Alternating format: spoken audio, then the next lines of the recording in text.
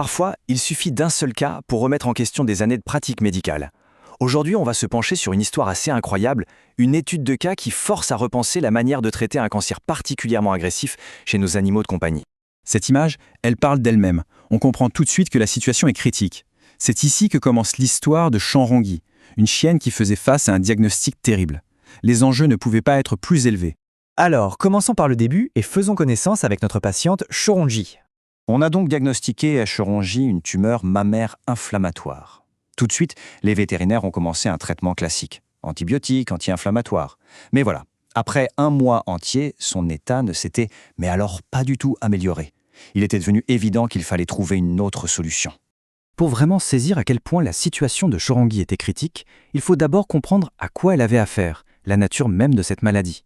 La tumeur mammaire inflammatoire ou TMI, attention, ce n'est pas n'importe quelle tumeur. Elle est décrite comme extrêmement invasive, c'est-à-dire qu'elle ne fait pas que grossir sur place, non, elle attaque les tissus tout autour, elle provoque une inflammation terrible, beaucoup de douleurs et même des plaies sur la peau. C'est vraiment une forme de cancer redoutable. Et concrètement, comment ça se manifeste ? Eh bien, les signes sont assez parlants. On voit une rougeur, un gonflement très net, la zone est chaude au toucher et souvent il y a des ulcères. La tumeur en elle-même est très dure et ses bords sont flous, ce qui montre bien à quel point elle s'infiltre partout. Et ces chiffres, ils viennent confirmer la gravité de la situation. Chez les chiens, la moitié des tumeurs mammaires sont malignes, 1 sur 2. Et chez les chats, c'est encore pire, on approche les 90%. Autant dire qu'un diagnostic comme celui-là est pris très très au sérieux. Alors, face à l'échec du traitement classique, le nouveau vétérinaire de Chorongi a décidé de changer complètement de stratégie, de partir sur une philosophie de traitement radicalement différente. C'est la question logique, non? C'est celle que tout le monde se poserait.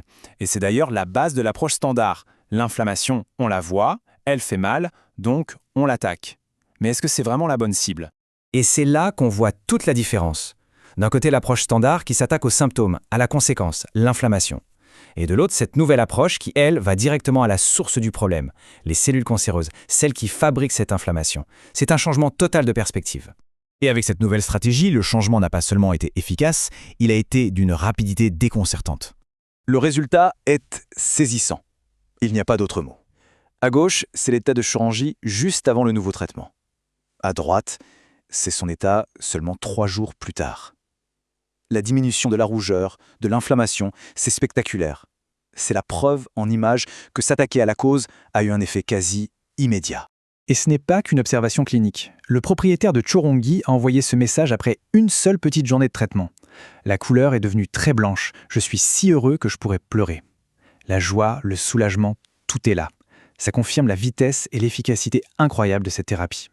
Alors, comment expliquer un succès pareil ? Tout repose sur une idée assez contre-intuitive à propos de l'inflammation dans le cas d'un cancer.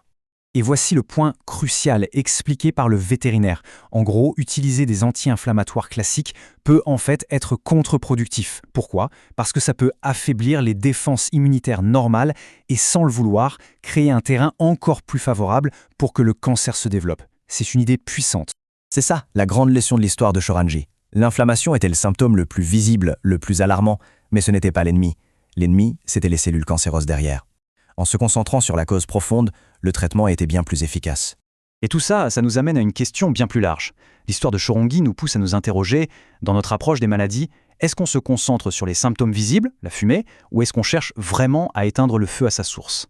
C'est une réflexion essentielle qui va bien au-delà de la médecine vétérinaire.